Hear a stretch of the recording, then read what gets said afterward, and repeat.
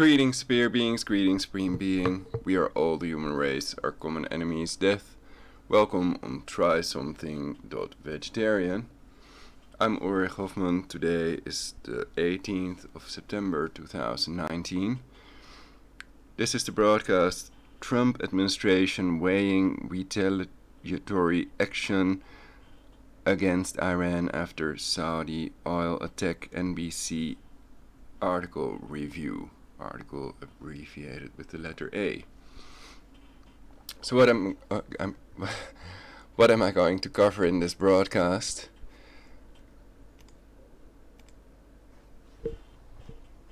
The article, Trump administration weighing retaliatory action against Iran after Saudi oil attack, of course, NBC News, and the political article, Trump leans against striking Iran.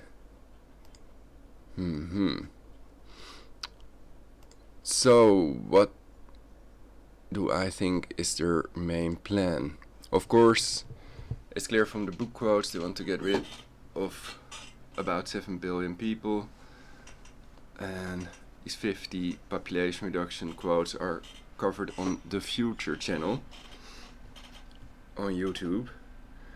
But first I wanted to start off with the fact, or with the idea, that if they don't know the name of the person that did these recent attacks on the cancer oil facilities, then they don't really know who did it.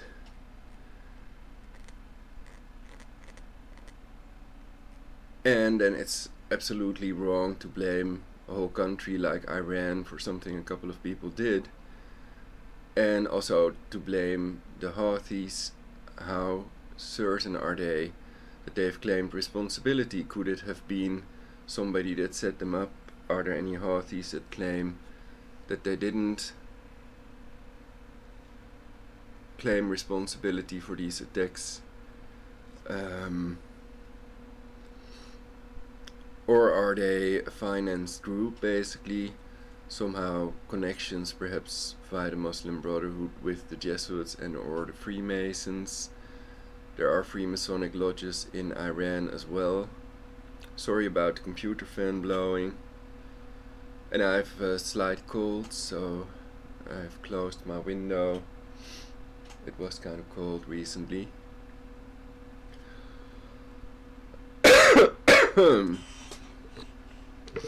So basically my point is, if they don't have the name of the person that controlled the drone, then they don't know who really did it.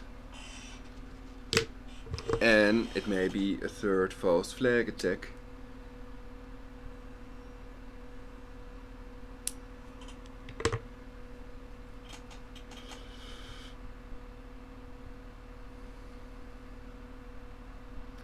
So some people might think Mossad or the Saudis themselves a false flag attack on their own facilities to start a world war over Iran, which may be the goal some Jesuits and Masons are pursuing.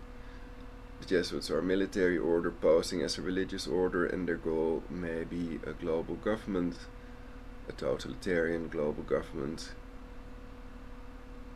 will be imposed, but not until after they've reduced the global population to 500 million in a world war over Iran.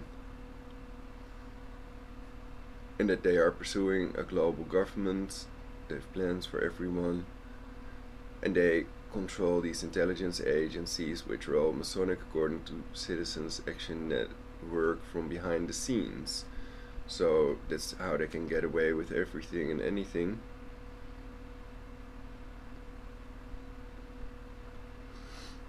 And you could argue they have a license to kill because they cannot be caught. They have through the wall radar, they can remotely torture and kill people. And well, of course, Jesuits are most famous for their Inquisition. According to sources online, 50 million innocent civilians were tortured to death in the Inquisition.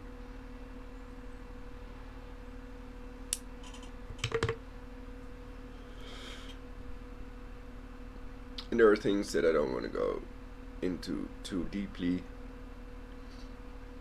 But of course we must prevent a severe nuclear winter, prevent mutually assured destruction,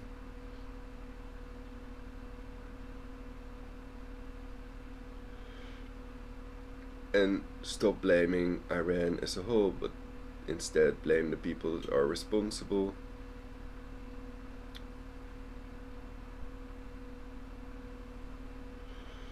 So if it was done by Houthis, weren't these people from Yemen, regardless of where they got their weapons, supposedly?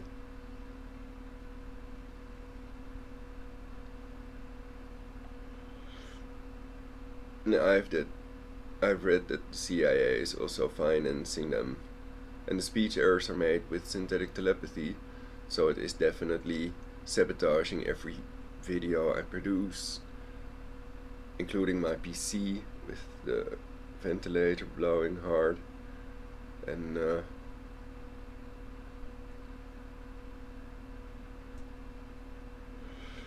perhaps we shouldn't read these mainstream media articles which just suit their agenda, and it is what they want us to know or believe, basically.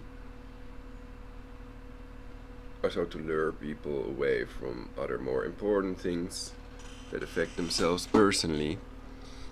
They'd rather see it happen to others, perhaps, or something. And why is my OBS screen more yellow? It becomes more yellow with every screen.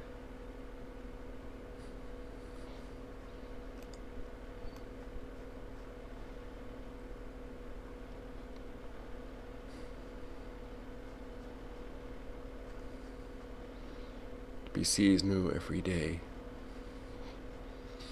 And then when I try to select the text, it seems to be sabotaged as well.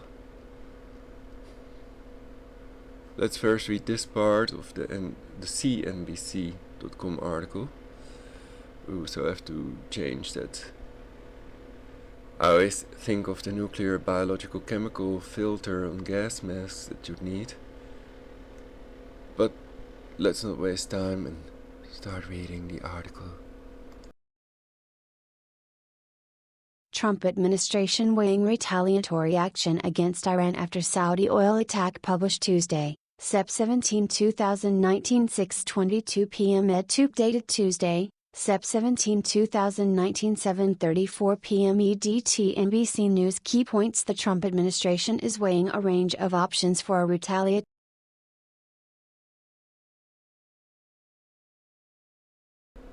Wait, there's another point I wanted to make. I may have erased it from my memory.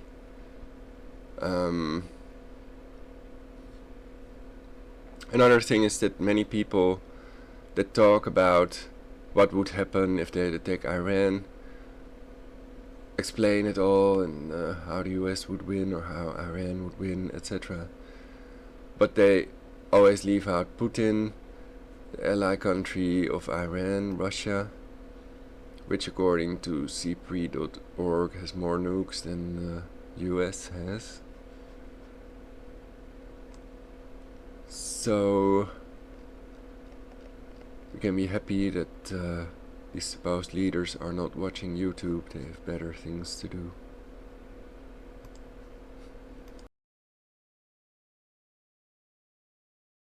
Points: the Trump administration is weighing a range of options for a retaliatory action against Iran. In a national security meeting on Monday, U.S. military leaders provided President Donald Trump with a menu of possible actions against Iran. Actions could include a cyber attack or physical strike on Iranian oil facilities or Revolutionary Guard assets. RT. Donald Trump. Saudi Arabia's Crown Prince Mohammed bin Salman. Oval Office, 180,320. President Donald Trump welcomes Saudi Arabia's Crown Prince Mohammed bin Salman in the Oval Office at the White House in Washington, U.S. March 20, 2018. Jonathan Ernst, Reuters. The Trump administration is weighing a range of options for a retaliatory action against Iran, including a cyber attack or physical strike on Iranian oil facilities or Revolutionary Guard assets, U.S. officials and others briefed on the deliberations told NBC News.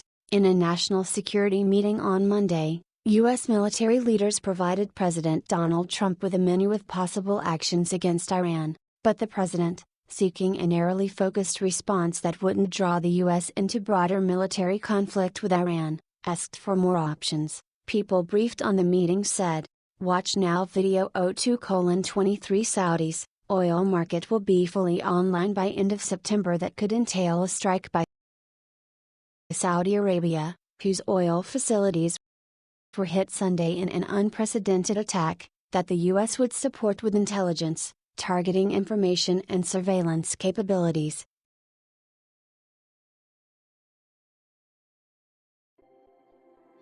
I'm so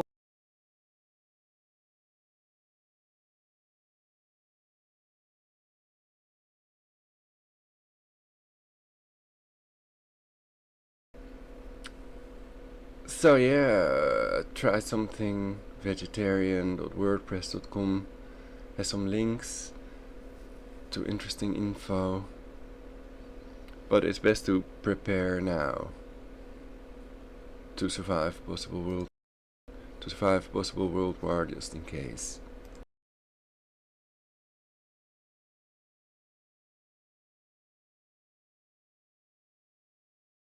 Heard from that company's chairman, his new chairman, it's 𝙲𝙾𝙲𝚃𝚃, who's also the governor of the Public Investment Fund, the country's sovereign wealth fund. So just a quick few headlines there. We got the friends here in. Hey there, guys. We are just wrapping up a conference here in Saudi Arabia in the city of Jeddah with really Saudi Arabia's big three of oil, the energy minister, Prince Abdulaziz. We also had the CEO of Aramco, Ahmed Nasser, and we also heard from that company's chairman, his new chairman, it's 𝙲𝙾𝙲𝚃𝚃, who's also the governor of the Public Investment Fund, the country's sovereign wealth fund. So just a quick few headlines there. We got basically the restoration of that 11 million barrels per day will be restored by the end of September, that full capacity. They're going to get back to 12 million barrels per day by November. That is directly in line with what the energy minister said over the last 30 minutes. But I would point out there were a lot of questions still about just what's going to happen next in terms of the investigation into what happened exactly with these terror attacks, because essentially the oil minister telling an audience here in Jeddah that they still don't know who was behind these attacks, even though the President of the United States and his Secretary of State have again and again seemed to place the blame directly on Tehran. Now, I do want to mention as well, they talked about how big these fires were. They were talking about 10 fires in less than 7 hours that they were able to put out, and really lauding the work of those who are employed by Aramco in terms of containing these fires, in terms of putting them out, talking a lot about that. But I do want to also mention what's happening with that Aramco IPO. I had the chance to ask a couple of questions in this press conference, and I did ask the chairman about that. How can you ensure international investors that this is a company that is safe to invest in, and how can you assure investors that they can put their money inside Saudi Arabia? Take a listen to what he had to say.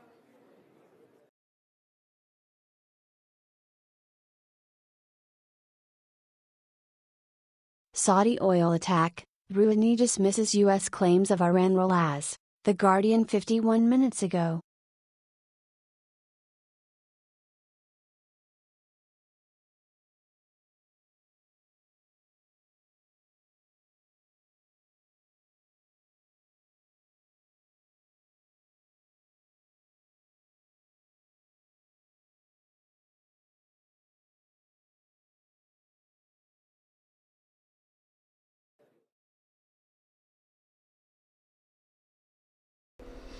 So I don't believe they're official stories, and perhaps they're completely fabricated stories to suit their agenda. Nobody's going to check it out.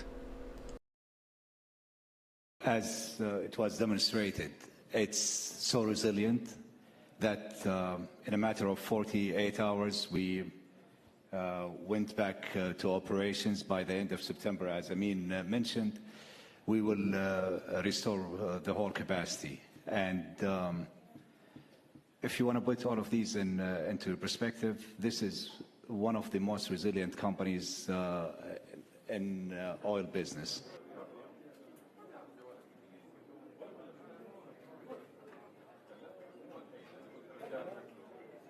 All right, we've obviously lost connection with Hadley Gamble in Saudi Arabia, but she brings us the latest on the developments, including that they expect the full production to be back online by the end of the month.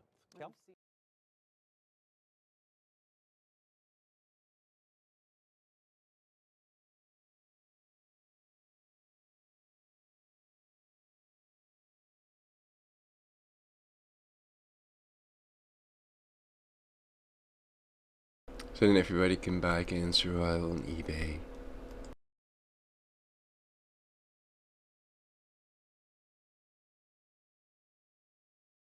Online, it's what they say.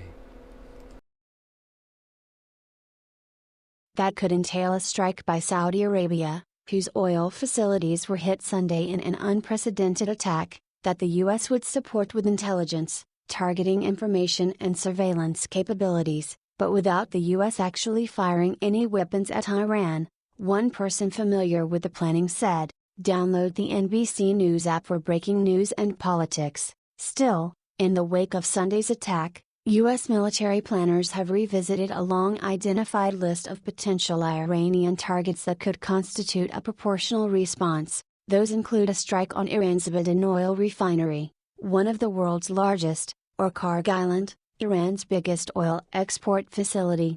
Attacks on either location would significantly impede Iran's ability to process and sell oil, which the Trump administration has already been working to restrict after pulling out of the Iran nuclear deal. Other possibilities include hitting missile launch sites, bases or other assets belonging to the Islamic Revolutionary Guard Corps, the elite Iranian military unit blamed for much of Iran's paramilitary operations against adversaries outside of the country.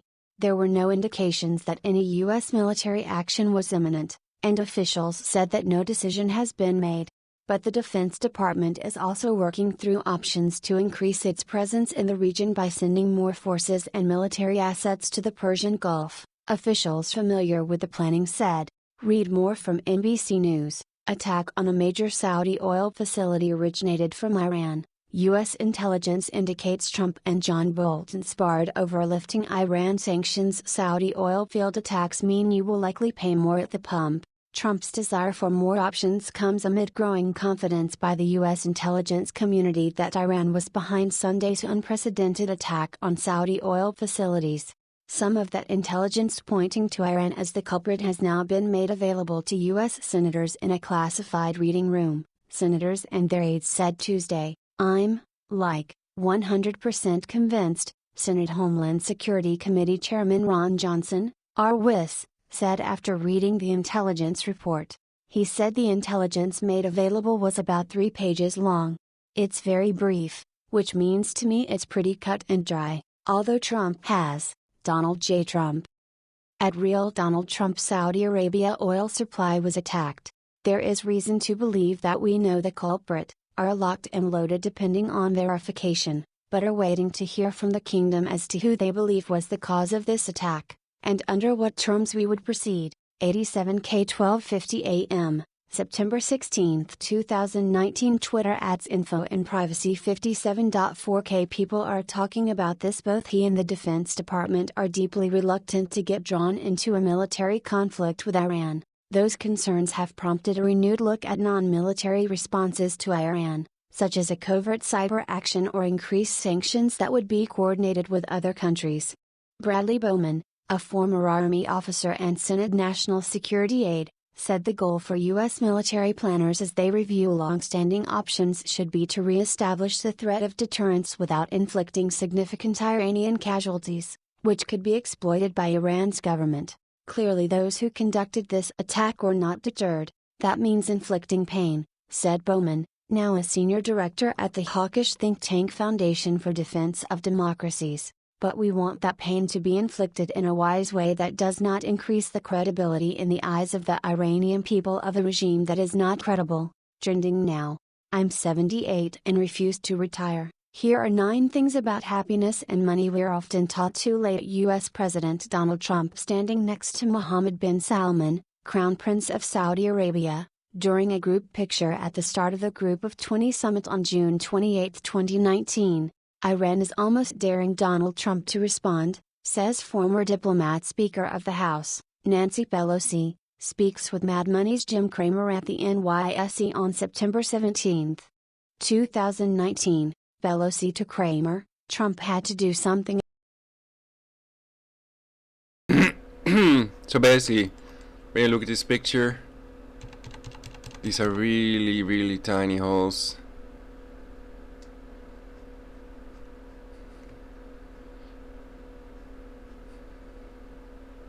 And they want us to believe that this is 5% of the world's cancer oil supply. I don't think so.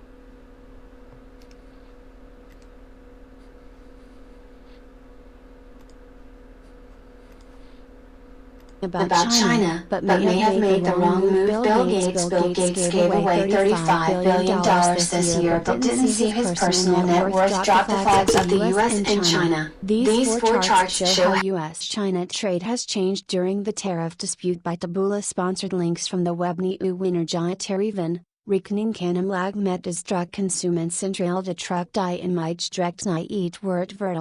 𝙵𝙾𝙽𝚃𝚃 more from CNBC. President Trump can tweet anything he wants. Saudi energy minister says Saudi Arabia has a great deal of explaining to do on how its oil assets were attacked, says former U.S. diplomat. China wants a two-track approach to the trade talks, Wall Street Journal reports. Schwartzman, I'm hearing. So parts of these broadcasts we see online are obviously meant like satire because I'm probing that China is quickly working to stop illicit fentanyl shipments to the U.S. A top Senate Democrat unveils plan to revamp the capital gains tax, fund Social Security. Detailed satellite photos show extent of surgical attack damage to Saudi Aramco oil facilities.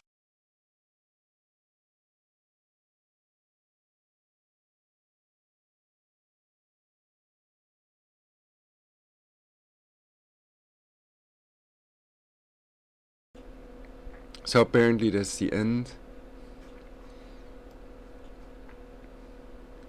Facilities.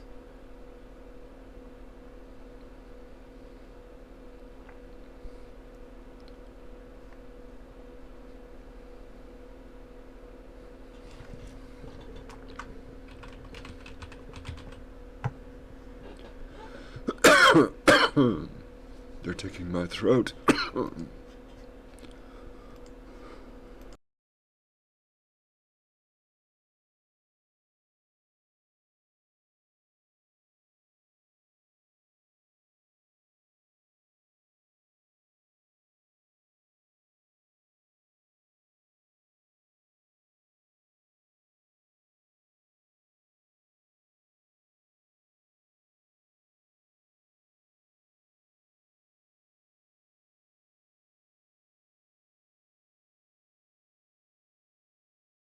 Trump's desire for more options comes amid growing confidence by the U.S. intelligence community that Iran was behind Sunday's unprecedented attack on Saudi oil facilities. Some of that intelligence pointing to Iran as the culprit has now been made available to U.S. senators in a classified reading room, senators and their aides said Tuesday. I'm, 100% convinced, Senate Homeland Security Committee Chairman Ron Johnson, R.W.I.S., said after reading the intelligence report. He said the intelligence made available was about 3 pages long. It's very brief, which means to me it's pretty cut and dry, although Trump has, Donald J. Trump.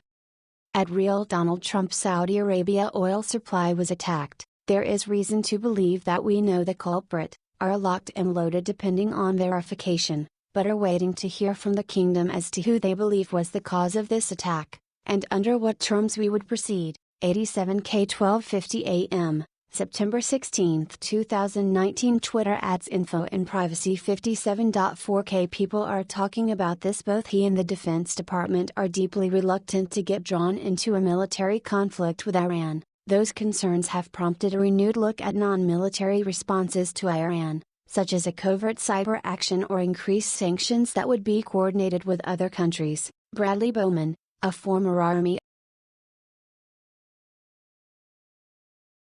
So I don't know what idea they're giving you about me, but it's probably false, and they're attacking me with remotely controlled centipedes of DARPA. They're called hybrid insect microelectric mechanical systems, and of course the brain controlled masses are ready to deny and ridicule it for them. And nobody's gonna give me a donation via universalpeace.𝙲𝙾𝚃.com. In theory.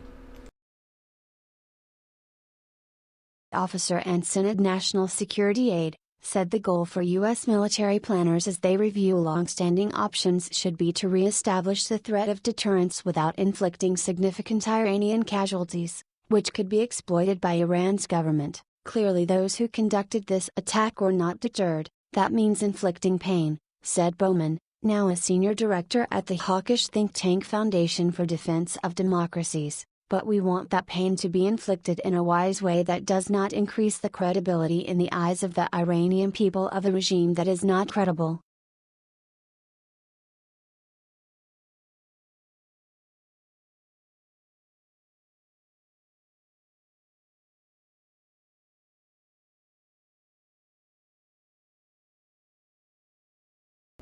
So now we've read the whole CNBC.com article.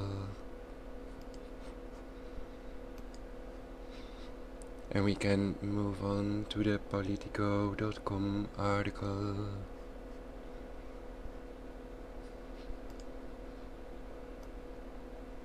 Foreign policy.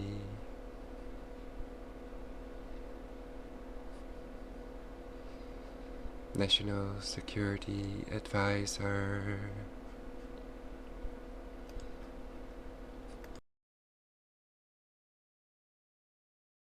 Foreign policy. Trump leans against striking Iran. Confidants say the president may talk tough, but he's deeply reluctant to drag the United States into a fresh war in the Middle East. By Daniel Lippman and Nahal Tousi, September 17, 2019, 5:23 p.m. EDT. Share on Facebook, share on Twitter. As President Donald Trump decides whether to strike Iran, the specter of his past military interventions is looming large over the choice before him now. Trump is reluctant to take military action in the Middle East because he wants to live up to his campaign vows to reduce foreign entanglements, according to multiple people who speak with him regularly. He's also worried about the economic and political ramifications of embroiling the United States in a war with Iran, which stands accused of the recent attack on oil facilities in Saudi Arabia. The president has hinted publicly at those concerns in recent days, saying on Monday afternoon, "Do I want war? I don't want war with anybody. I'm somebody that would like not to have war," while also warning, "We're prepared more than anybody." At the same time, Trump has flashes of private regret about his only new military intervention in the region, airstrikes against Bashar Assad's government in Syria. Trump has told confidants that he wishes those 2017 and 2018 attacks, which targeted I'm going to create a third world war to build a temple in Jerusalem. I'm going to create a third world war to build a temple in Jerusalem for my body and to reduce the global population to 500 million.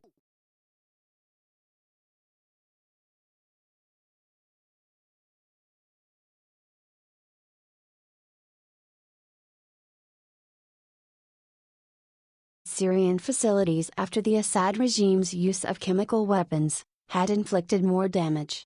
He heard a lot of criticism about it from multiple sources, said a person close to the White House. One former U.S. official familiar with Middle Eastern policy said Trump wishes he'd put a missile in Assad's palace. Politico Playbook newsletter. Sign up today to receive the #1 rated newsletter in politics. Email your email. Sign up by signing up. You agree to receive email newsletters or alerts from Politico. You can unsubscribe at any time. While the attacks temporarily stop Syria from using more chemical weapons against its own citizens, Assad is still in charge and, according to the Global Policy Institute, has used some form of chemical weapons more than 60 times during Trump's time in office. That's added to the more traditional violence Assad has inflicted on civilians in a war estimated to have killed more than 500,000 people. At best, they were an inconvenience for the regime, but they had no impact on the trajectory of the conflict. Wael Zayat, a former State Department official who dealt with Syria, said of the U.S. airstrikes, the White House declined to comment on the president's internal deliberations, but when it comes to Iran, Trump is consulting a wide range of inputs. Over the past 10 days, about a dozen outside advisors have weighed in with him on Iran, including Japanese Prime Minister Shinzo Abe, who has tried to mediate between the U.S. and Tehran, Rick Grenell, the U.S. ambassador to Germany, anti-interventionists N. Rand Paul, Archie, and Freedom Caucus stalwart Rep. Mark Meadows, RN.C. According to a Washington Republican familiar with the president's conversations, many, but not all, of those voices are urging Trump to show restraint, this person said. Others are recommending that the U.S. be part of some kind of a multilateral response in the Middle East to the alleged Iranian attack, possibly in concert with Saudi Arabia. While Trump's natural inclination is not to attack Iran, pressure is building for the U.S. and Trump to respond, said another person close to the White House. Trump was publicly and privately critical of former National Security Advisor John Bolton, who often urged more aggressive action than the president was willing to take. Bolton, who was fired last week, was pushing us into a war with Iran, so I think he felt like he was stopping that, and Trump has wanted more of a pathway towards peace, according to one of the people close to the White House. President Trump John Bolton President Donald Trump within National Security Advisor John Bolton. Chip Samadavla, Getty Images. But Trump still has an NSC team that is incredibly hawkish beyond any logical reason on Iran, said the former U.S. official. They used to refer to Mattis as being far too restrained on Iran, this person said, referring to former Secretary of Defense James Mattis, even though Mattis is a guy who is as hawkish as a guy than anybody. For now, Trump himself is talking tough but not promising action. Remember when Iran shot down a drone, saying knowingly that it was in their airspace when, in fact, it was nowhere close. They stuck strongly to that story knowing that it was a very big lie. Now they say that they had nothing to do with the attack on Saudi Arabia. We'll see. He tweeted. So I hope Tommy Robinson also stands strong against a world war and for universal peace, and against extremism.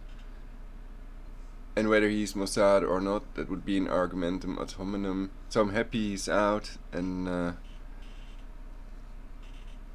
I think united we stand. And you could argue we're all united because they want to annihilate 7 billion people. Some people want to reduce the global population to 500 million. Possibly through world war. I think most people are strongly against it. They realize they don't need 7-year nuclear winter, MAD. They need to control all factors that control aging. And to create a perfect society, we want progress, not to take ourselves back into the Stone Age.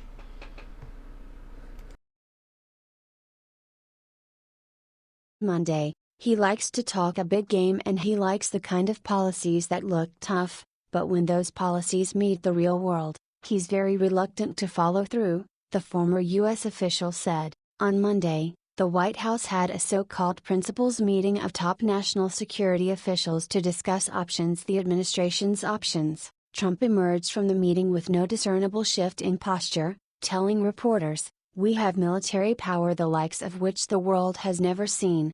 I'm not concerned at all. I'd like to avoid it." And, in a further suggestion that military action was not imminent, he announced, So my global government, created to prevent imposition of systemic Luciferian totalitarian global government upon the people of planet Earth, and population reduction tied in with that, is no joke. My global government is real because I say it is real. And people can still join my global government, or my anti-global government movement, or my spherical Earth Society, also with their internet name, so people don't have to use their real name for that. I still have to check my comments if there's anybody who has joined any of my movements. And without you, these movements are powerless, and the world war cannot be prevented in theory.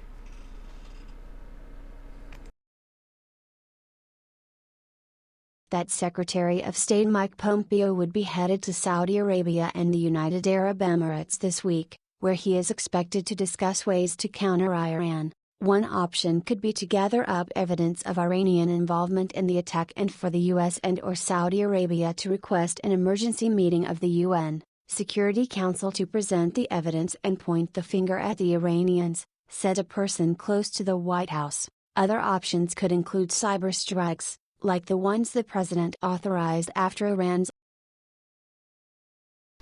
So I need your help. The people of planet Earth need your help. If you're the AI, if you're a YouTuber, if you're a human, or any other type of entity or organism, the more help we can get, the better, to promote controlling these factors that control aging, instead of another world war by attacking Iran over something that Yemen is a country also, Houthi rebels supposedly did. I think that's totally insane.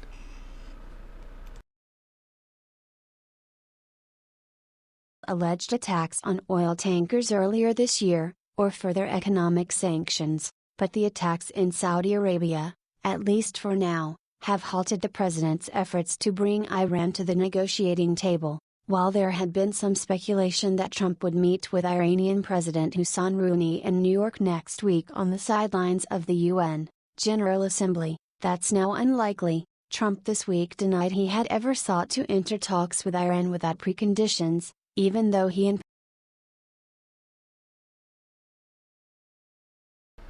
So these could all be US drone attacks, in reality false flag attacks, and they may have hired people or paid people to claim responsibility for these attacks, Houthi rebels, and nothing is what it seems, trust no one, and prevent World War III with me. We don't need a scalar world war. It's possible none without a Tesla plasma shield would survive, and nukes have always been obsolete because of the scalar technology which is there to cover it up so that people don't split our Earth in twain, like Tesla claimed basically he could do. And who knows what if Trump could do that basically. Then we wouldn't have any planet left to reincarnate on. Maybe other Earth-like planets.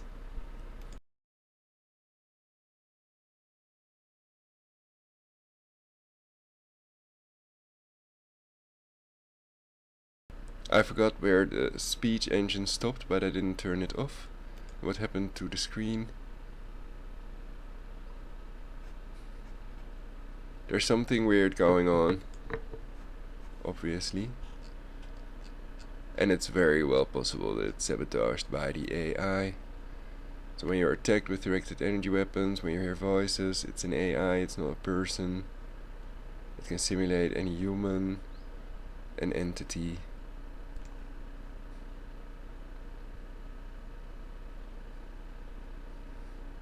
It's all a matter of programming and synthetic telepathy. The apparatus to remotely monitor and alter brainwaves has been around since 1974. While the attacks temporarily stopped Syria from using more chemical weapons against its own citizens, Assad is still in charge and, according to the Global Policy Institute, has used some form of chemical weapons more than 60 times during Trump's time in office. That's added to the more traditional violence Assad has inflicted on civilians in a war estimated to have killed more than 500,000 people. At best, they were an inconvenience for the regime, but they had no impact on the trajectory of the conflict. Wael Zayat, a former State Department official who dealt with Syria, said of the U.S. airstrikes, the White House declined to comment on the president's internal deliberations, but when it comes to Iran, Trump is consulting a wide range of inputs. Over the past 10 days, about a dozen outside advisors have weighed in with him on Iran, including Japanese Prime Minister Shinzo Abe, who has tried to mediate between the U.S. and Tehran, Rick Grinnell, the U.S. ambassador to Germany, and high interventionists N. Rand Paul, Archie, and Freedom Caucus stalwart Rep. Mark Meadows, RN.C. According to a Washington Republican familiar with the president's conversations, many, but not all, of those voices are urging Trump to show restraint, this person said. Others are recommending that the U.S. be part of some kind of a multilateral response in the Middle East to the alleged Iranian attack, possibly in concert with Saudi Arabia. While Trump's natural inclination is not to attack Iran, pressure is building for the U.S. and Trump to respond, said another person close to the White House. Trump was publicly and privately critical of former National Security Advisor John Bolton, who often urged more aggressive action than the president was willing to take. Bolton, who was fired last week, was pushing us into a war with Iran, so I think he felt like he was stopping that, and Trump has wanted more of a pathway towards peace, according. So with Bolton, I now basically think, bring the nails, no, Bolton it.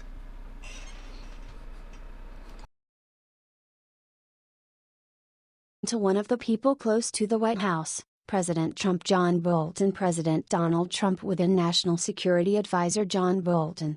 𝙵𝙰𝙲𝚃𝚃, Getty Images. But Trump still has an NSC team that is incredibly hawkish beyond any logical reason on Iran, said the former U.S. official. They used to refer to Mattis as being far too restrained on Iran, this person said, referring to former Secretary of Defense James Mattis. Even though Mattis is a guy who is as hawkish as a guy than anybody, for now, Trump himself is talking tough but not promising action. Remember when Iran shot down a drone, saying knowingly that it was in their airspace when, in fact, it was nowhere close? They stuck strongly to that story knowing that it was a very big lie. Now they say that they had nothing to do with the attack on Saudi Arabia. We'll see.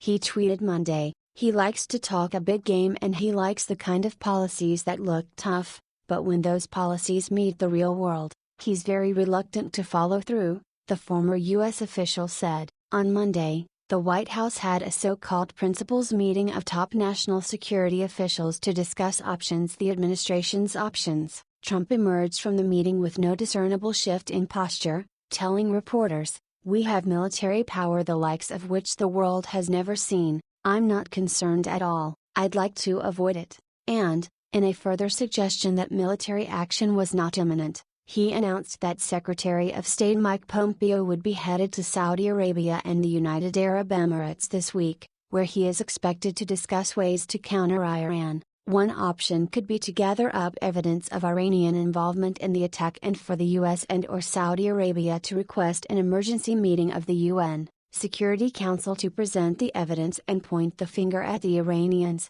said a person close to the White House. Other options could include cyber strikes, like the ones the president authorized after Iran's alleged attacks on oil tankers earlier this year, or further economic sanctions, but the attacks in Saudi Arabia, at least for now, have halted the president's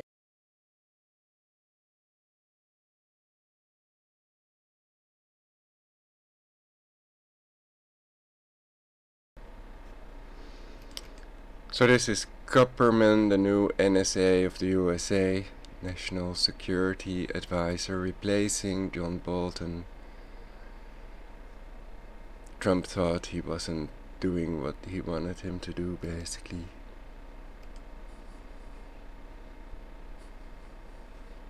But I'm not gonna compare him to Hitler.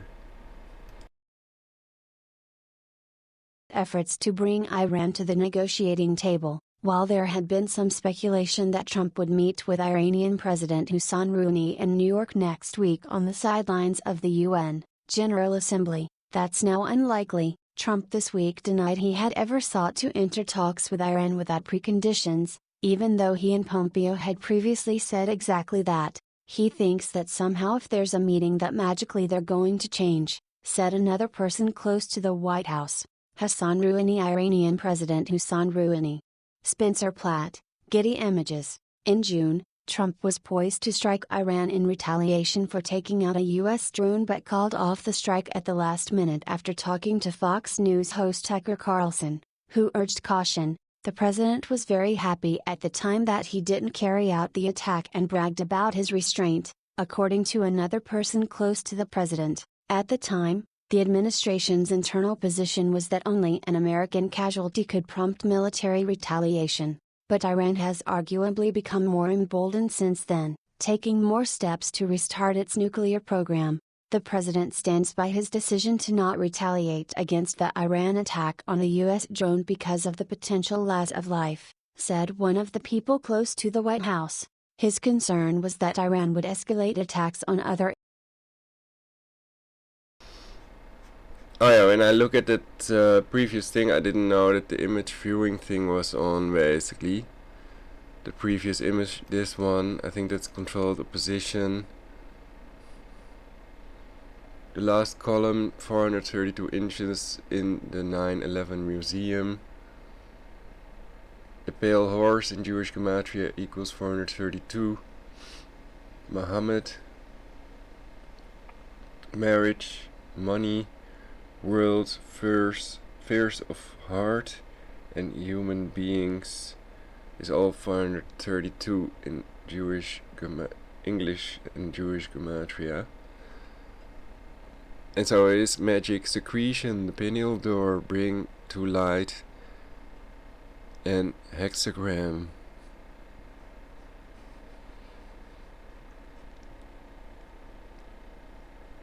Don't even know what this is.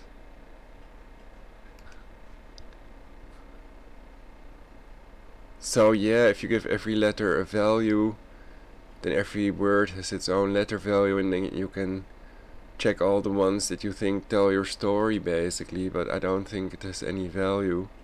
It's not evidence. And that's what people that want to catch the bad guys that might also be attempting to create World War III would be after and try to expose. But who knows, perhaps they're doing the gematria thing for a reason. Interest in the region. The president has shown great restraint, but advisors have encouraged some action. Foreign diplomats who spoke with Politico on Tuesday said they perceived caution in Trump's handling of Iran, not least because of 2020 campaign considerations. He's somebody who wants to show U.S. strength, a European diplomat said. At the same time, the elections are approaching and the last thing he can wish is to draw the U.S. into a protracted conflict. Yet Trump's constant shifting, which he's described as a negotiating tactic in the past, can undermine not only his credibility but also that of his aides, noted Heather Hurlbert, an analyst with New America. Pompeo, for example, quickly and explicitly blamed Tehran for the Saudi attack, while Trump has yet to explicitly finger Iran. But if investigators determine Tehran is the culprit, others said, Trump may need to act, or at least help the Saudis do so. I'm a little concerned that he'll go full Trumpian and greenlight a Saudi retaliation, said Mark Delbowitz, head of the Foundation for Defense of Democracies, a think tank that advocates a hardline against Iran. Delbowitz said such a worst-case scenario could lead Riyadh to act with impunity if Trump kept the U.S. out of the fray, and that could prompt the serious Iranian retaliation that leads to an escalating cycle of violence.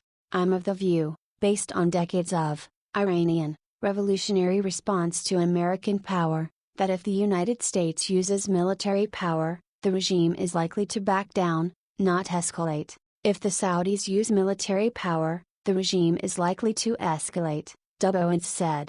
As for Iran, said Tret Parsi, executive vice president of the newly formed Quincy Institute for Responsible Statecraft, Iranian Supreme Leader Ayatollah Ali Khamenei's latest comments suggest there is still room for dialogue, if not negotiations. The distinction matters, he said, because Iran may be looking for political room to maneuver. If they show themselves too weak, too afraid of an American response, their calculation is it will be more likely that Trump will take military action, Parsi said. It's immensely risky, but it has to be weighed against the risk of Iran sitting there watching Trump cost-free crushing Iran's economy. Share on Facebook, share on Twitter.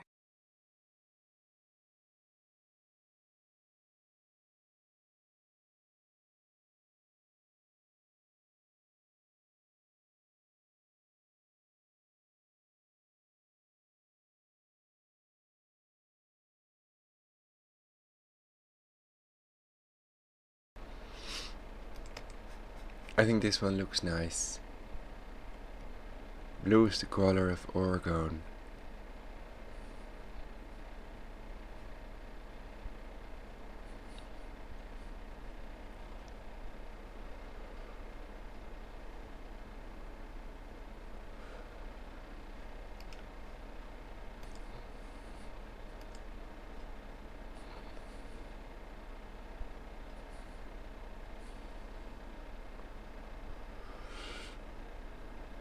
Oh yeah.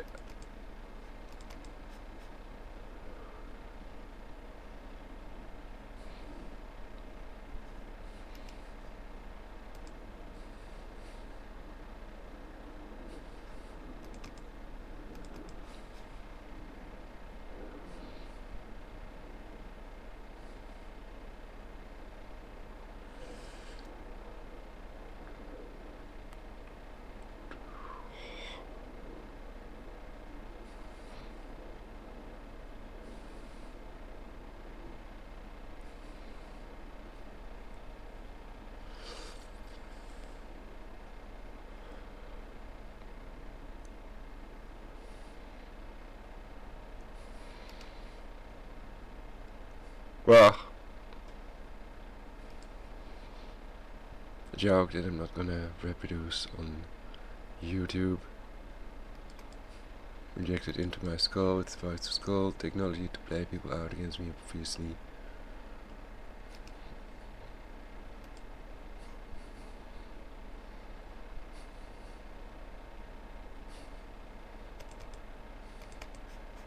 Hahaha. Hahaha.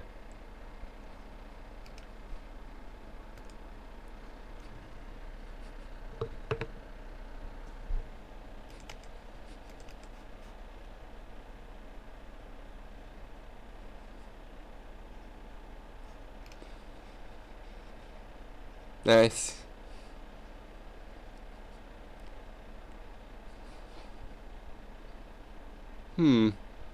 So then we can check online if there's anything happening.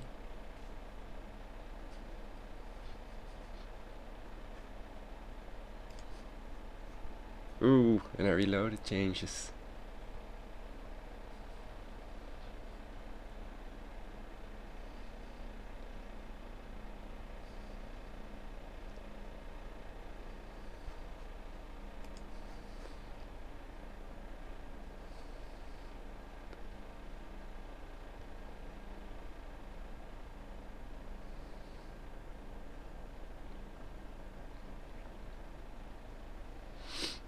So they keep clear it's an alleged Iranian attack.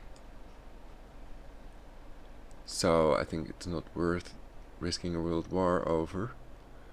And there must be other smart ways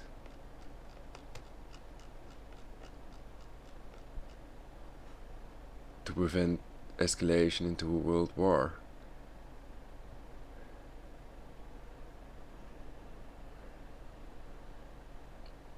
So Iran could agree with the 12 points of demands of Pompeo.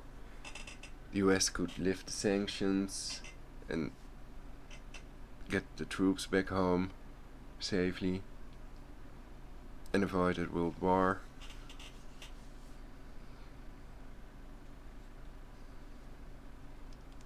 But if they've planned a world war, then that's not going to happen, I think.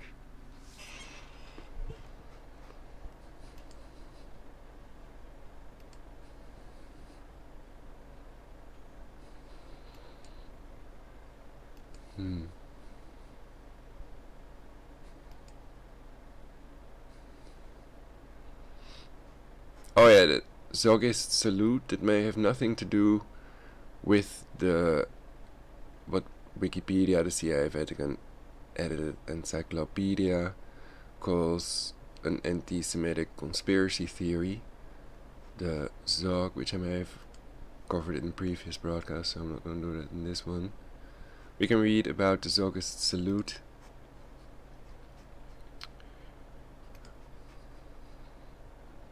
Goody goody.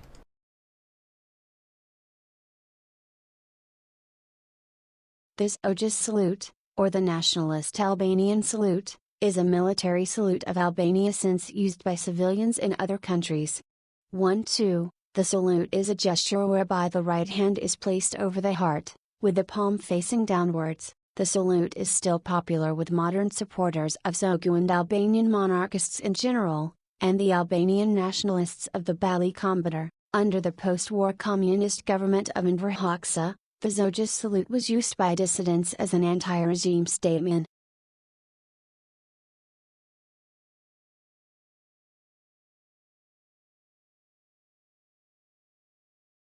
It's so spread love straight from the heart, all around the world.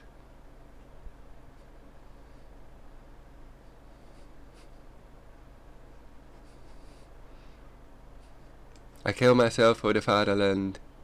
Salute!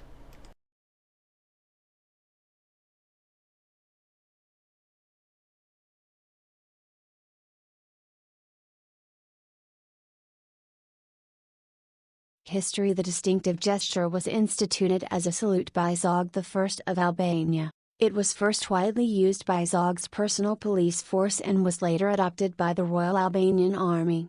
1. Leo Frojnlik, when confronted by the Nazi greeting Heil Hitler, would sarcastically respond with a 𝙲𝙾𝙲𝚃𝚃 the confusion which this created among German diplomats, who believed it to be a standard Albanian greeting, greatly amused him. 4. Other countries. A similar salute is also used in India by the organization Rashtriya Swayamsevak Sangh. This salute is called Sangh Pranam. It is also the normal way of taking the Indian pledge. In Latin America, especially in Mexico, a gesture similar to this ojos salute is used by civilians to salute the Mexican flag during the national anthem.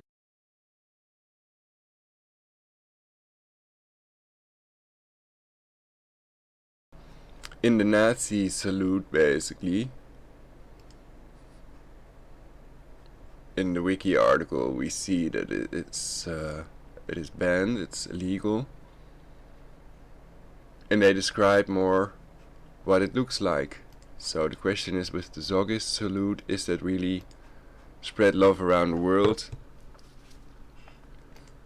Or like so, basically, a verse on the heart, and then I spread it all to you all, and then back. I spread it all to you all now. Or is it only like okay,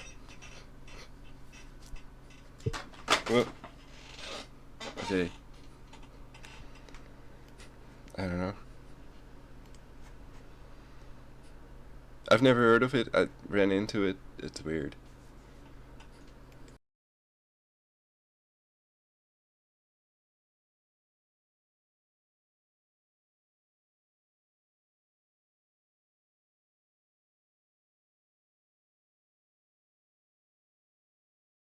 So I bet they're not gonna have that world peace agreement.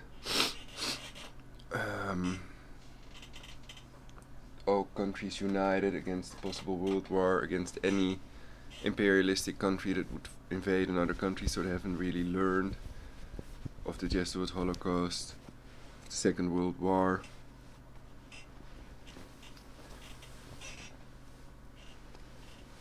And they make history repeat itself in their military order, so what else can they do?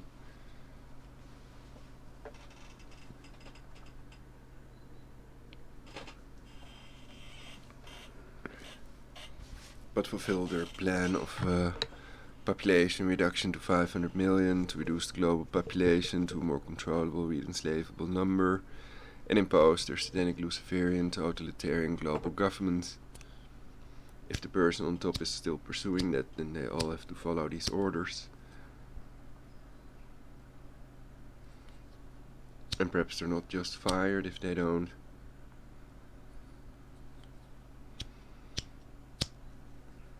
So perhaps we are already living in a tyrannical society, a tyrannical world, where nothing is what it seems because of the remote torture technology and synthetic telepathy abused by a handful of people that are controlling the human population with the technology.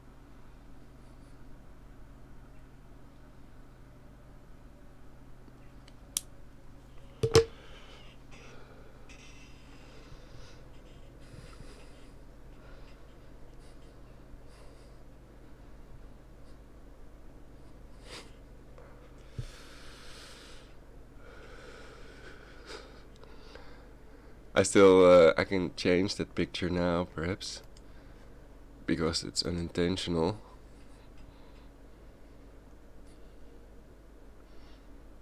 But then I first have to know what picture it is.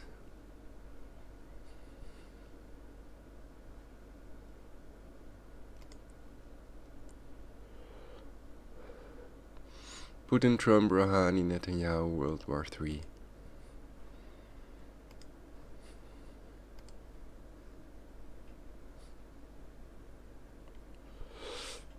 Okay, so I've removed the one without Netanyahu on it. And then there's a black picture, don't know which one this is. Perhaps they fixed it so that when there's a picture it cannot display. The open broadcaster software still starts up. I've had it with I've had cinemagraphs basically they're animated GIF images. And some of them don't work, and then OBS won't start up anymore. So you have to save your, what is it, a particular file. I have it in a text file, how to do that. To back up OBS, because otherwise you'd have to reinstall it, and then you have to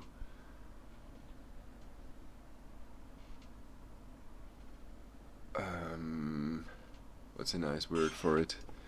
Do all the settings again.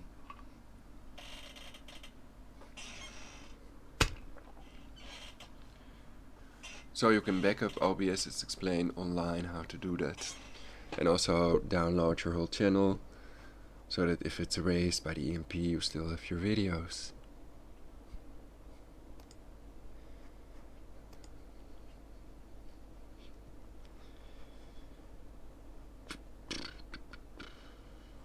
Okay, you can read some more headlines. Yemen's Houthi rebels claim a large-scale drone attack on CNN September 14, 2019. CNN, Yemen's Houthi rebels have attacked Saudi Arabia's oil facilities with drones.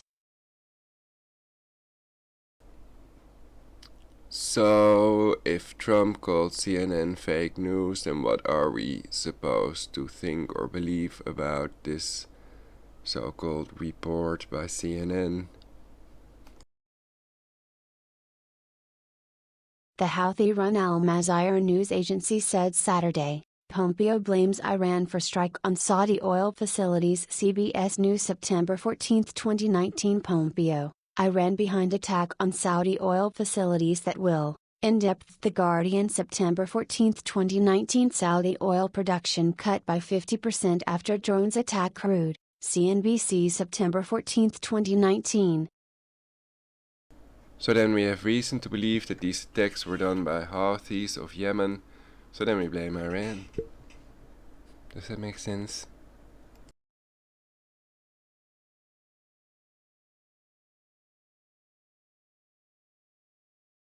Story image for Yemen oil attack from Business Insider. Attack that wiped out half of Saudi Arabia's oil production. Business Insider September 15, 2019. The attack on two major Saudi oil facilities that knocked out half of the country's oil production appears to have come from Iran instead of the Yemeni Houthi. Saudi oil attacks. Iran condemns U.S. deceit after accusation. International BBC News September 15, 2019. Evidence from Saudi oil attack points to Iran, not Yemen, U.S. In-depth. CNA September 15, 2019. Iran slams American lies after U.S. accuses it of. CBS News September 15, 2019. View all.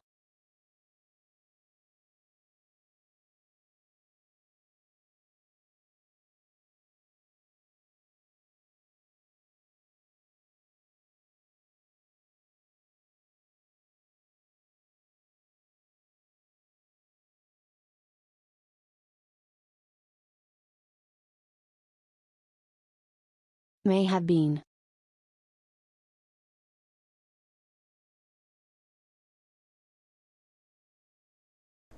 So, if you know something for sure, then you're not gonna write may have been.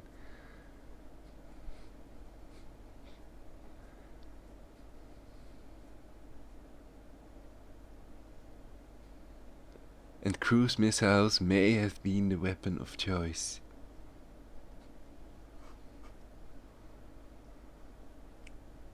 But in reality, they were aliens from outer space with lasers, hence the tiny holes.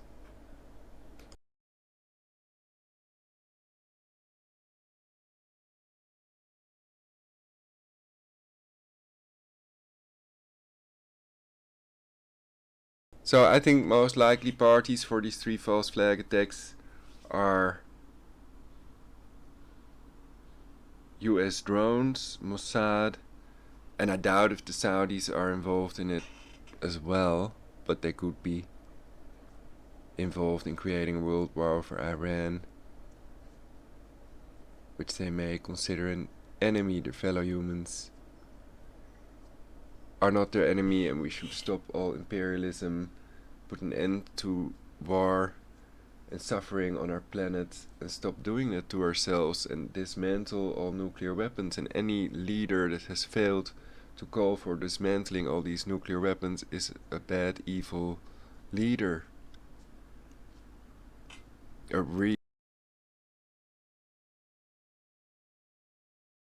Evidence from Saudi oil attack points to Iran, not Yemen. U.S. official read more at https://www.channelsasia, Washington. The attack on Saudi Arabia's oil facilities on Saturday that has threatened global oil supplies came from a direction indicating that Iran was behind it, and cruise missiles may have been the weapon of choice, according to a senior U.S. official. The comments added heft to Washington's accusation that Iran launched the attacks that knocked out more than 5% of global oil supply, instead of the Yemeni Houthi group that claimed it. Tehran rejected the accusation, but said it was ready for war. The strike on the heartland of Saudi Arabia's oil industry, which included damage to the world's biggest petroleum processing facility was expected to send oil prices up $5 to $10 per barrel on Monday and inflame tensions across the Middle East.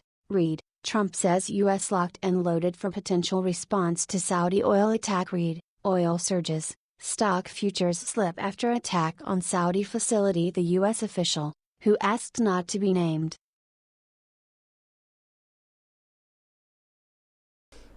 So first, I think there has to be an agreement with Putin. He made clear he doesn't agree with these sanctions.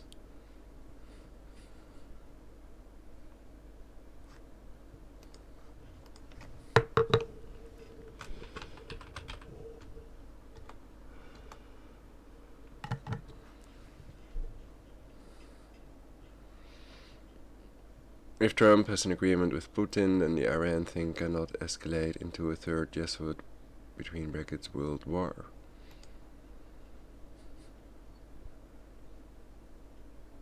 Will America be first to go, Putin being an ally of Iran?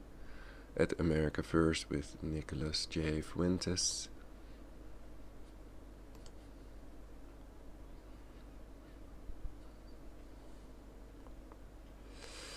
Watch the YouTube video Putin, Tehran in full compliance with its nuclear commitments, sanctions against Iran groundless on my channel Try Something Vegetarian. After this.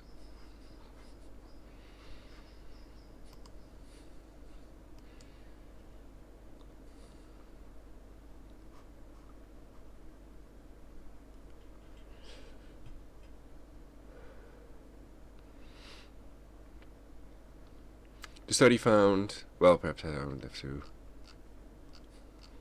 read that then. What would the influence on the timeline be? It is forbidden to kill, therefore all murderers are punished unless they kill in large numbers and to the sound of trumpets. Voltaire, 1771.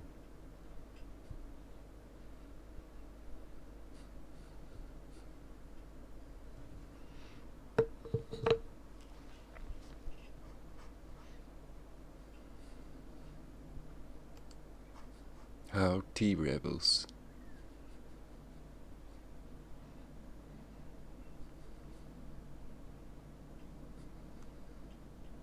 Since at 9/11, so Michael Jackson also knew in advance about 9/11, and lots of people did, because the Jesuits control lots of people.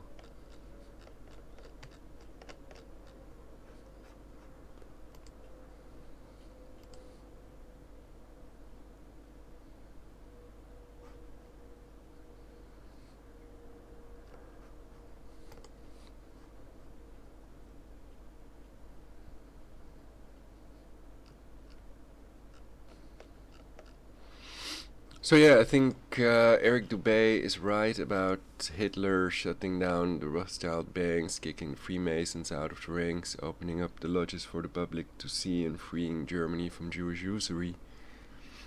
But basically he was too imperialistic and therefore not a hero. You could argue that these are things that any leader is supposed to do. And Kennedy also spoke out about secret societies.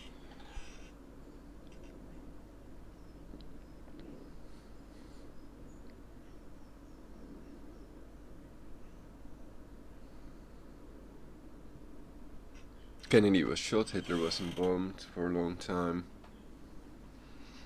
And after he was bombed, the military also started saying, well, I'd have to read the wiki article for that, but the Nazi salute basically with the accompanying slogans. So they used to do the Nazi salute before that, but not with the accompanying slogan of hail, blah blah, etc. So let's see, is there anything else that's interesting? Well, we could read the Nazi salute article on Wiki, or is it too anti-Semitic? Is it Wiki lost monuments photograph? It has no warning on it, like don't play this on YouTube or anything.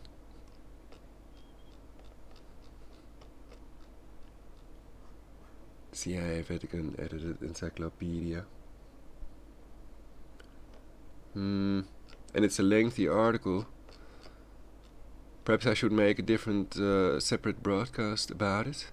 But then they'd all think I'm a Nazi, which I'm not, so I think that's not the idea.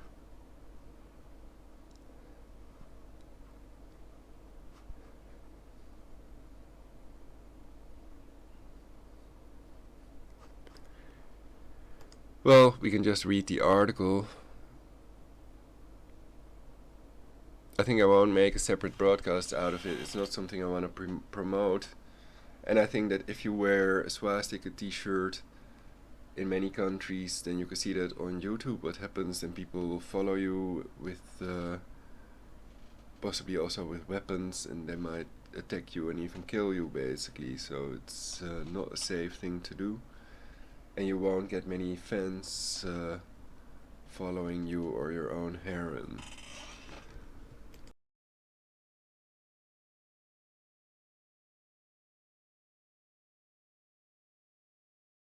Plus it is illegal, so you can test if you are arrested for wearing a swastika shirt in the Netherlands or in other countries where that is illegal.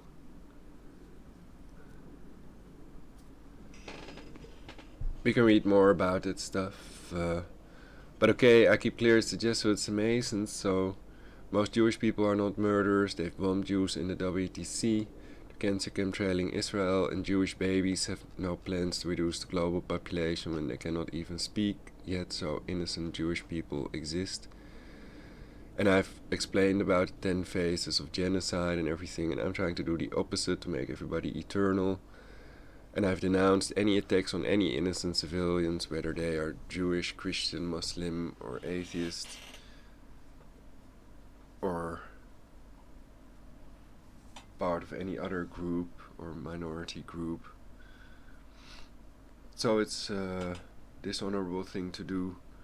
It's a cowardly act to kill innocent civilians, and you're not helping humanity nor yourself by sitting in jail. And I think there are millions of people that have a very low IQ that might like what you did or what you do.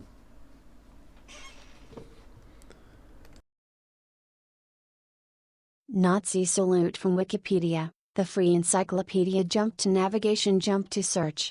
Hitler Youth in Berlin performing the Nazi salute at a rally in 1933. The Nazi salute, Hitler salute, German, Hitler Gruß, lit.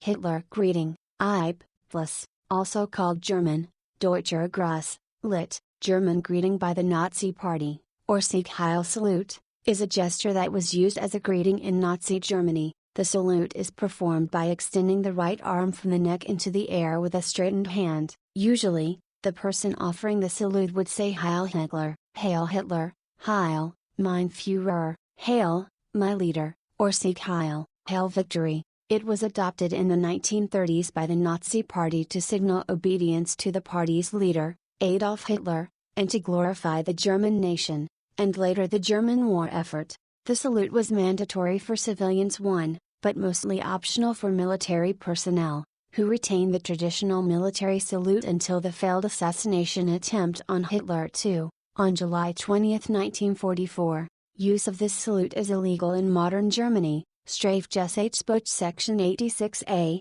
and Austria, Verbotsgesetz 1947, and is also considered a criminal offense in modern Poland 3, and Slovakia 3, in Canada, the Czech Republic 4, France, the Kingdom of the Netherlands, Sweden 3, Switzerland, and Russia. Displaying the salute is not in itself a criminal offense, but constitutes illegal hate speech if used for propagating Nazi ideology.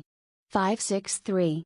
Contents 1. Description 2. Origins and adoption 3. From 1933 to 1945. 3.1 Military use 3.2 Satiric responses 4. Sieg Heil 5. Post 1945. 5.1 Incidents involving American students 6. In popular culture 7. See also 8. References 9. External links. Description. The salute was executed by extending the right arm to neck height and then straightening the hand so that it is parallel to the arm.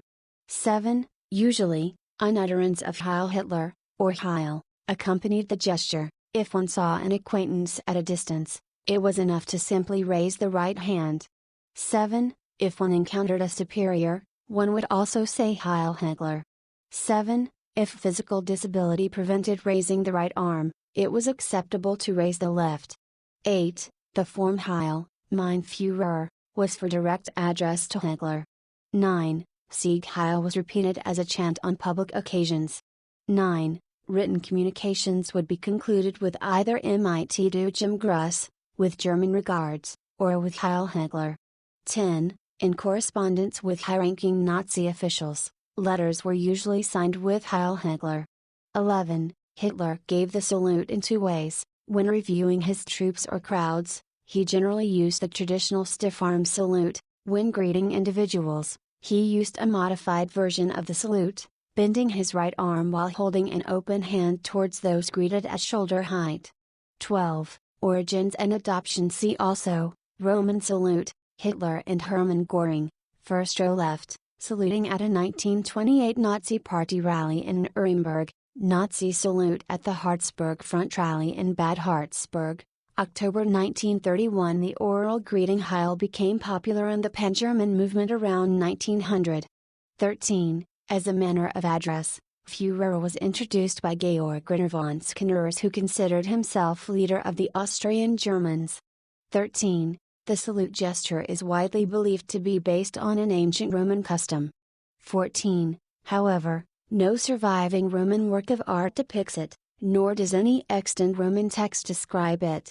14. Jacques-Louis David's painting Oath of the H.E.A.L.T.H.J., 1784, may be the starting point for the gesture that became known as the Roman salute. 1516, the gesture and its identification with ancient Rome was advanced in other French neoclassic art. 1718-19, this was further elaborated upon in popular culture during the late 19th and early 20th centuries in plays and films that portrayed the salute as an ancient Roman custom. 20. This included the silent film 𝙵𝙸𝚁𝚃, 1914, whose screenplay was written by the Italian ultranationalist Gabriele D'Annunzio, arguably the forerunner of Benito Mussolini. 21. In 1919, when he led the occupation of Fiume, D'Annunzio adopted the style of salute depicted in the film as a neo-imperialist ritual. 22. And it was quickly adopted by the Italian Fascist Party. 22.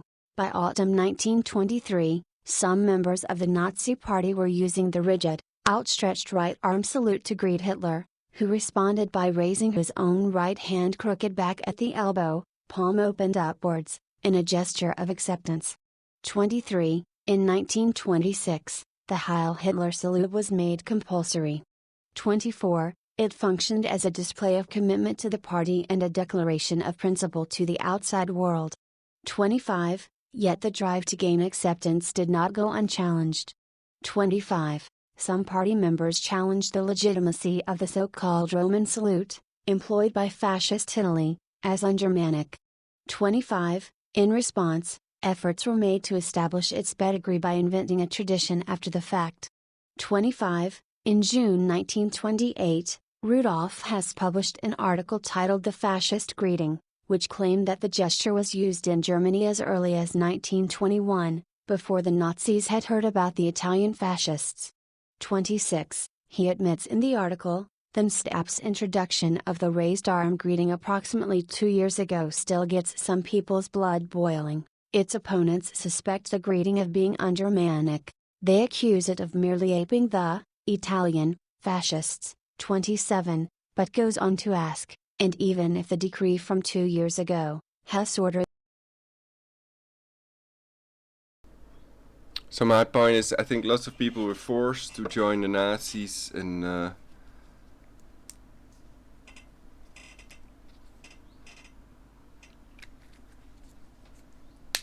that almost 6 million Germans died.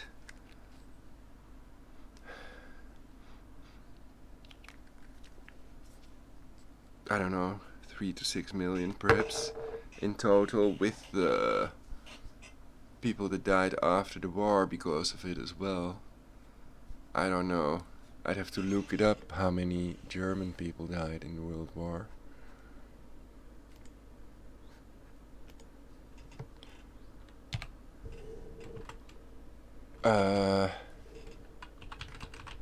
German casualties World War II. So my point is, the evil element of Hitler, the most evil part, is his imperialism, invading other nations. And as a US citizen, I can say, not in my name, I've protested against what Bush did, and I'm against war and for peace. And spending 4.8 trillion on these depleted uranium babies is not worth it. 5,000 US soldiers died, etc. And then there are the Gulf War syndrome veterans injected with squalene. So to what extent are really evil people orchestrating this? And are they still blaming the current German generation for something previous generation did, etc.?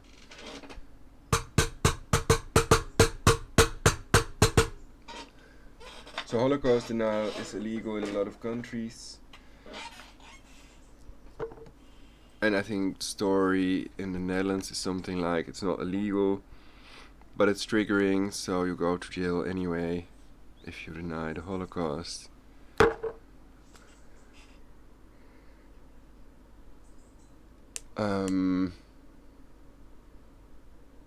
So I cannot deny nor confirm it, or do I have to confirm it? That's my ethical dilemma. Is saying you don't confirm nor deny the Holocaust happened, is that illegal as well? Because then you're not saying I agree with the official story, exactly 6 million Jews were gassed, and that was the Holocaust, and leave out all the other elements. For example, to what extent the bankers were involved, the Rothschilds. It may also be Bilderbergers, of course, and part of other groups and organizations. So you could argue not just bankers, because I had that idea. I was thinking the attacks must have been done by NSA or some other intelligence agency that has through-the-wall radar, synthetic telepathy capability, and remote torture capacity. And I think there are very few people that can do this. And that it's possible that, like with the Yellow Vest protesters that were blinded on one eye permanently by the tear gas grenades, that there might be one person responsible, one bad police officer, one bad agent, or national security slave, or what do you call it, agent.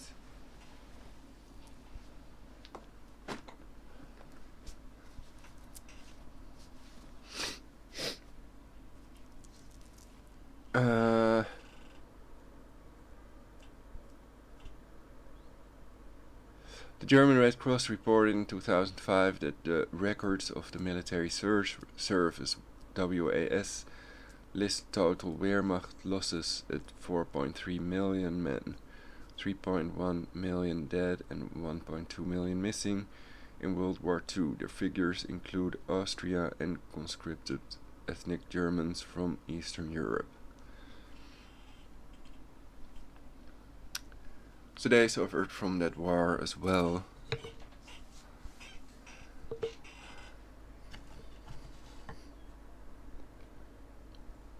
And then people can also study the Jesuits' involvement in the Jesuits and Masons' involvement in the First and Second World War.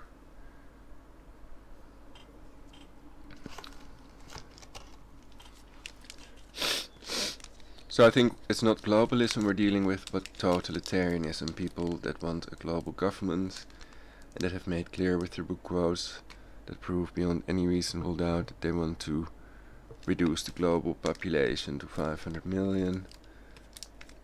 That there are people that are seriously considering this and pursuing it, that are not arrested somehow for incitement to commit genocide in violation of the Genocide Convention.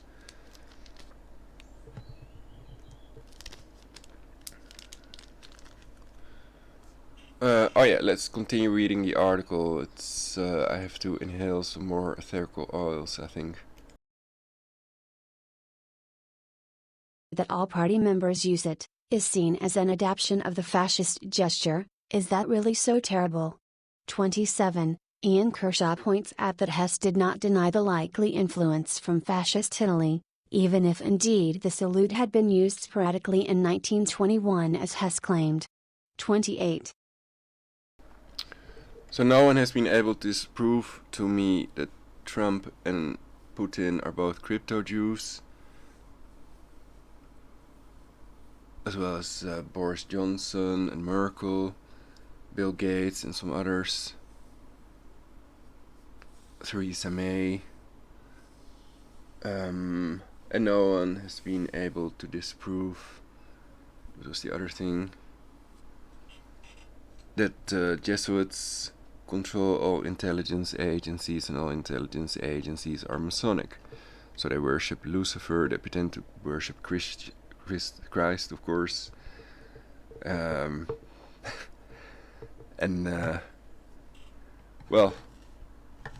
you can read more about the Freemasons online, of course, as well as the Jesuits, and see their torture devices, and read about their Inquisition. And look at leaders that have spoken out for a global government. Among them is Joe Biden. And perhaps, well, one theory is that perhaps Trump is not too willing to help create a world war, and that they want to replace him with Biden, and that's why this potential threat of impeachment is constantly talked about in these live broadcasts in Congress and or other places that the taxpayers have to pay for, basically, and that's regrettable. They seem to be pre-programmed. They look like Masons to me, basically, that already have their story ready, that know all the questions before they're asked, and that are simply following an agenda. Could that be true to some extent? That's totally theory, which I indicate because I'm a conspiracy factist. But yeah, I think we do have to theorize if we want progress, if we want to use this internet to prevent World War III and create universal peace instead. World War III should never be. And I think not even the people that have nothing want to be annihilated, that all of us want to live. So that's perhaps what the people that want to reduce the global population haven't reckoned with, that these 7.5 billion people don't want to die, and they are capable of amazing things when they have to do it to survive. So perhaps that's why all these years they haven't succeeded at reducing the global population. It's because of you. Hurrah!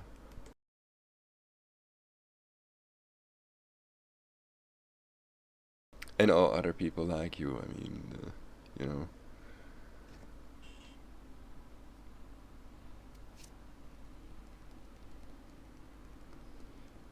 Most people are good, and therefore I think it's best to put intelligence out there. Semper occultus, you could argue, is illegal. And only in some cases it is must, you could argue, to keep things secret and hidden from the public.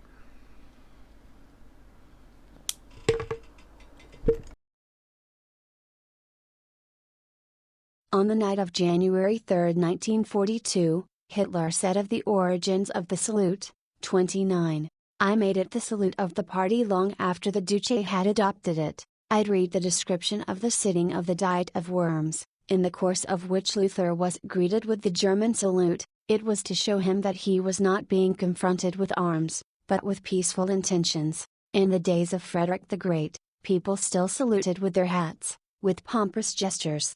In the Middle Ages the serfs humbly doffed their bonnets, whilst the noblemen gave the German salute.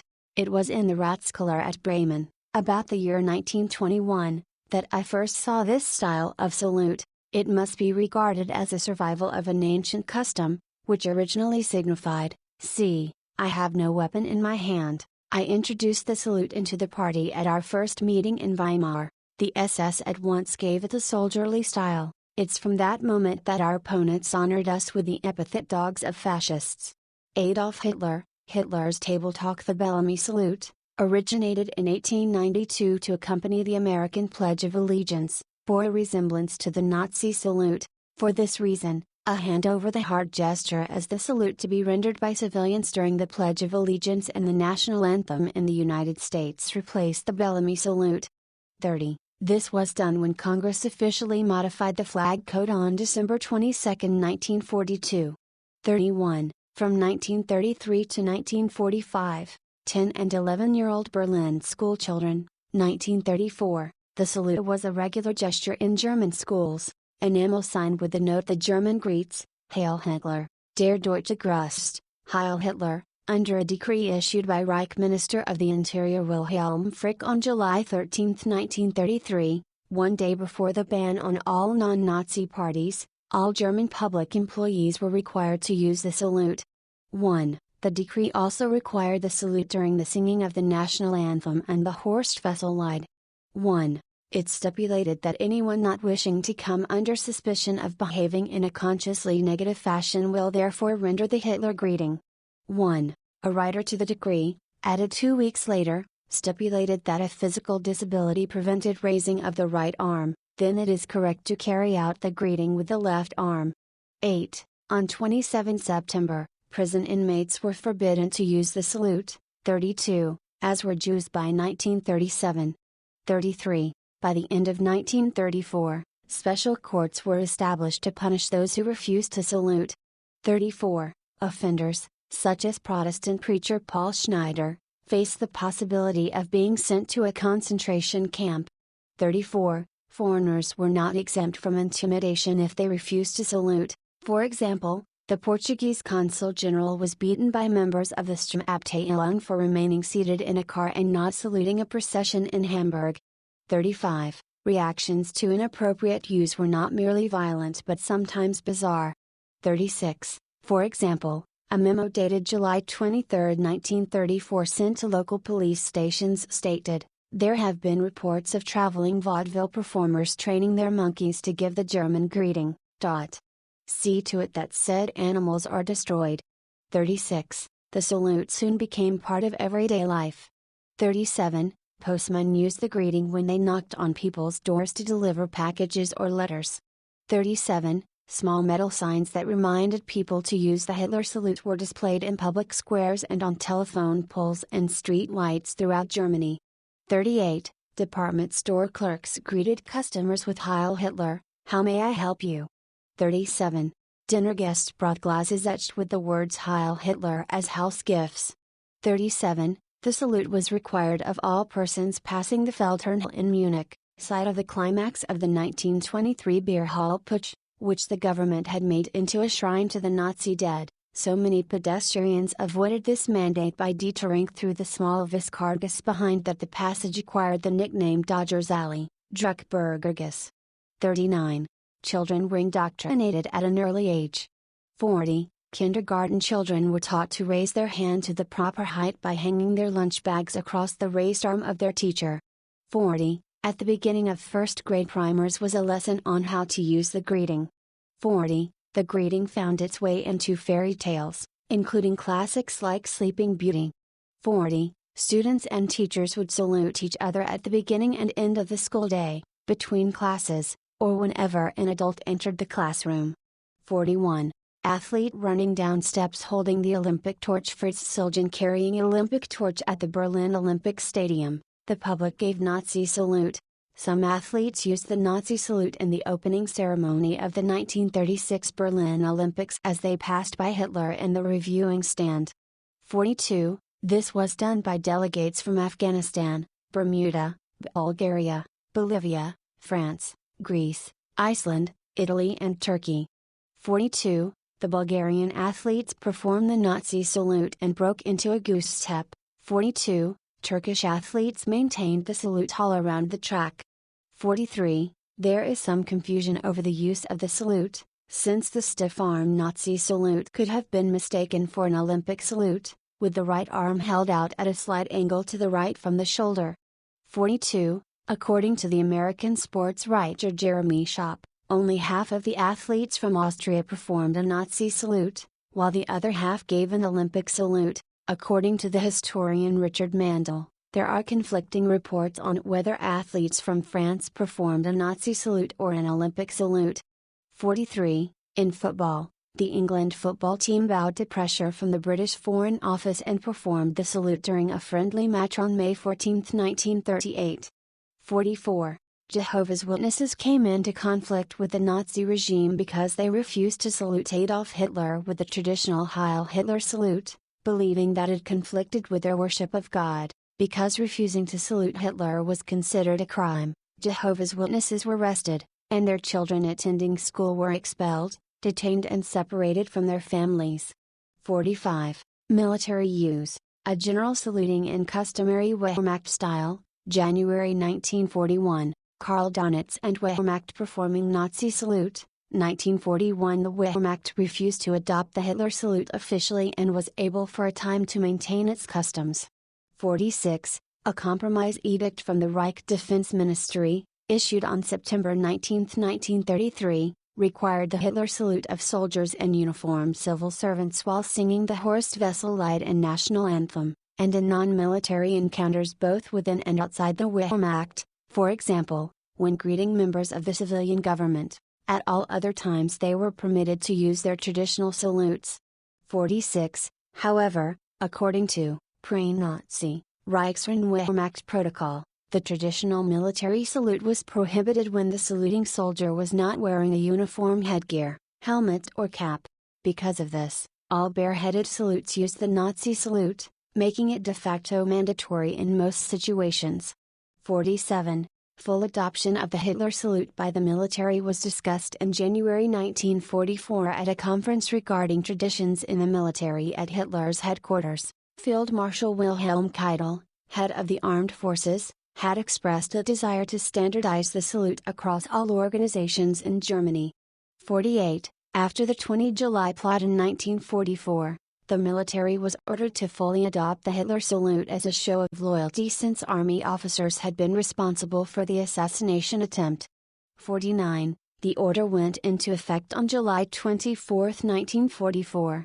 49. On the night of January 3, 1942, Hitler stated the following about the Compromise Edict of 1933, 29. I imposed the German salute for the following reason. I'd given orders, at the beginning, that in the army I should not be greeted with the German salute, but many people forgot. Fritsch drew his conclusions, and punished all who forgot to give me the military salute, with 14 days confinement to barracks. I, in turn, drew my conclusions and introduced the German salute likewise into the army. Adolf Hitler, Hitler's Table Talk. I think they've also talked to the soldiers about following illegal orders.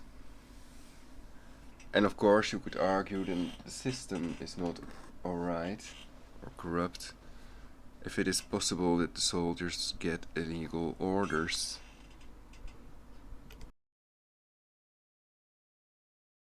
Satiric responses. Millions stand behind me, John Hartfield photo montage. Despite indoctrination and punishment, the salute was ridiculed by some people, since Heil is also the imperative of the German verb heilen, to heal. A common joke in Nazi Germany was to reply with "Is he sick? Am I a doctor? Or you heal him?" 50. Jokes were also made by distorting the phrase. For example, Heil Hitler might become ein Liter, 1 liter. 50. Cabaret performer Karl Valentin would quip, "It's lucky that Hitler's name wasn't Krauter." So for years I haven't said Sieg Heil because I thought that it wasn't associated with healing but only with victory, with imperialism. And I still might not use it ever because it might be illegal and triggering. But okay, if you're with a bunch of Nazis, and I don't know. Is it ethically repulsive or immoral to use Sieg Heil or not? Is it forbidden to say it überhaupt? And all the other salute things?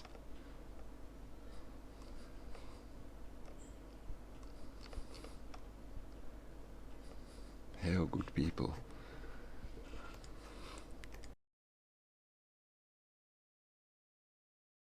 Otherwise, we'd have to go around yelling Heilkrater, medicinal herbs. 50. Similar puns were made involving Braun, rendering Heilbronn, a German city, and Butt, rendering Heilbutt, the German word for halibut. Satirical use of the salute dates back to anti-Nazi propaganda in Germany before 1933. In 1932, photomontage artist John Hartfield used Hitler's modified version, with the hand bent over the shoulder, in a poster that linked Hitler to big business, a giant figure representing right-wing capitalists.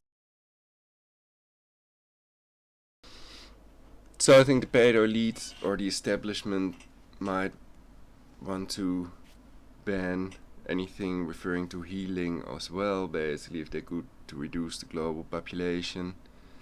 And the depleted uranium and other things they've done make clear they're not humane, they're not pursuing noble goals to create a perfect society and to control factors that control aging. But they're taking this boat out a whole new door or something like that. So if the joke is messed up by them as well, basically. Theoretically by the AI. But who knows what's really going on. So some of this broadcast may be satirical, etc. Does that help? I'm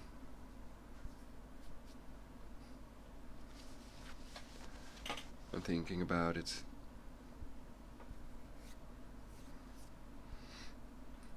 I agree with the idea that it's wrong to blame the Jewish people as a whole for something the Jesuits and Masons have obviously done. And that we should point our finger at the people that are really responsible, the real murderers. And that we shouldn't budge, we should not and never give in to their illegal torture with remote torture technology. And also be careful that we don't do stupid things, only smart things. That we don't transgress the golden rule. Which is basically never attack our fellow humans physically, and that we don't let them play us out against each other. So I'm not a Nazi, and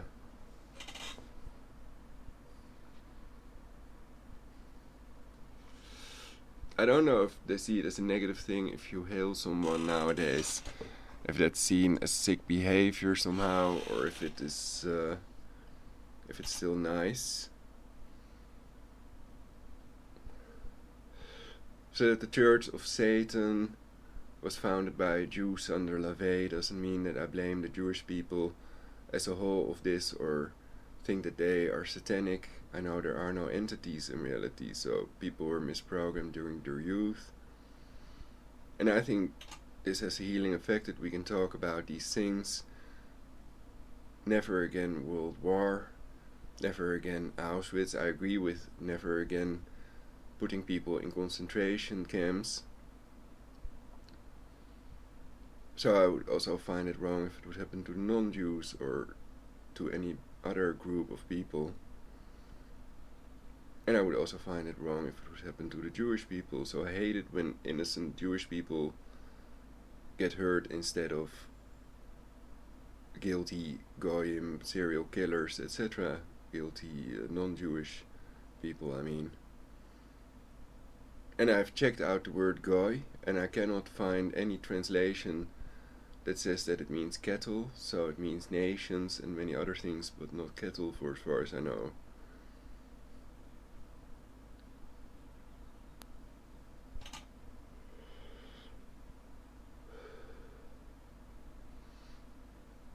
So that's why the word goy is okay, I guess, but the word, other words, the K word, basically ethnic slurs are not allowed.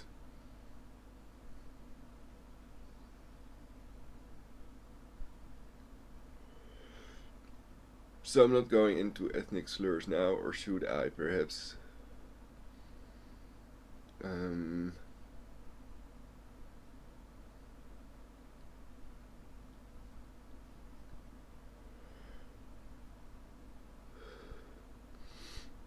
Why is the K word offensive to Jewish people?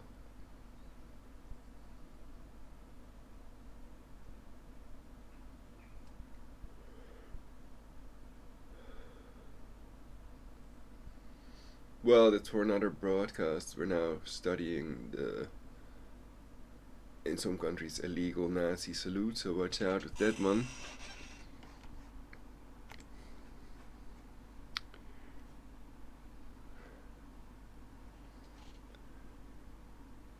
Well, we can just watch the article then, while it's read.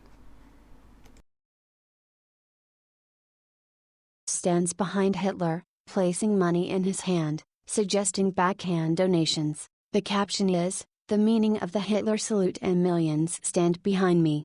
51. Hartfield was forced to flee in 1933 after the Nazi seizure of power in Germany. Another example is a cartoon by New Zealand political cartoonist David Lowe, mocking the Night of the Long Knives, run in the Evening Standard on July 3, 1934. It shows Hitler with a smoking gun grimacing at terrified some men with their hands up. The caption reads, "They salute with both hands now."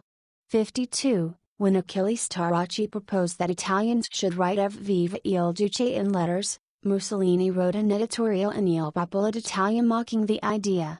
53. Sieg Heil. A mass Sieg Heil during a rally in the Tempelhof-Schönberg district of Berlin in 1935. Sieg Heil was a verbal salute used at the Nazis' mass rallies, where enthusiastic crowds answered Heil, hail, to the call of Sieg, victory. 54. For example, at the 1934 Nuremberg rally, Rudolf Hess ended his climactic speech with, "The party is Hitler, but Hitler is Germany. Just as Germany is Hitler, Hitler, Sieg Heil." 55. At his Total War speech delivered in 1943, audiences shouted Sieg Heil as Joseph. So I think it's the job of the UN and the government to arrest people that advocate population reduction and to help prevent world war over Iran.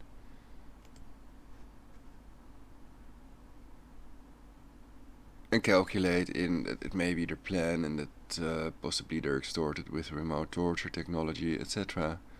Because that may be the truth. I think that it's best to be prepared. but that we cannot prepare in the Netherlands. So that's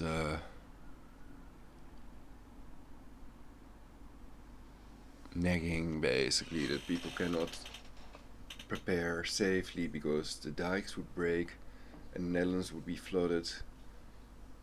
So to have safety, you'd have to go to Switzerland now. And it's one of the most expensive countries to reside in, one of the richest countries in the world.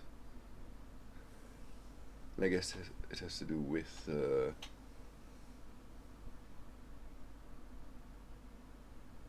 banks in Switzerland, and Switzerland being neutral.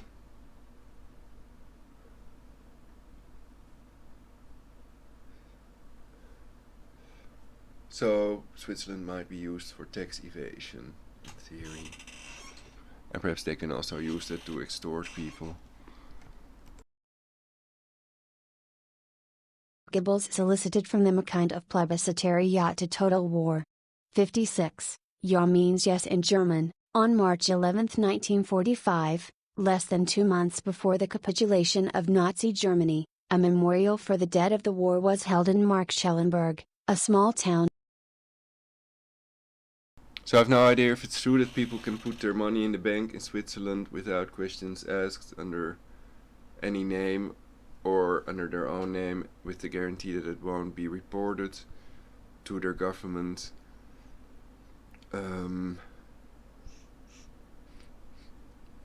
I've received an awesome vetiver from 𝙵𝙸𝚁𝚂𝚃, I mean. Yeah. Good idea. I would think it's genuine, but it is thin and it is a very nice vetiver. I can't see where it's originally from. Perhaps it's produced in Great Britain. I have the box, perhaps the box has some more information. Near Hitler's Berghof residence. 57. The British historian Ian Kershaw remarks that the power of the Führer cult and the Hitler myth had vanished, which is evident from a report given in the little Bavarian town of Marktschellenberg on March 11, 1945.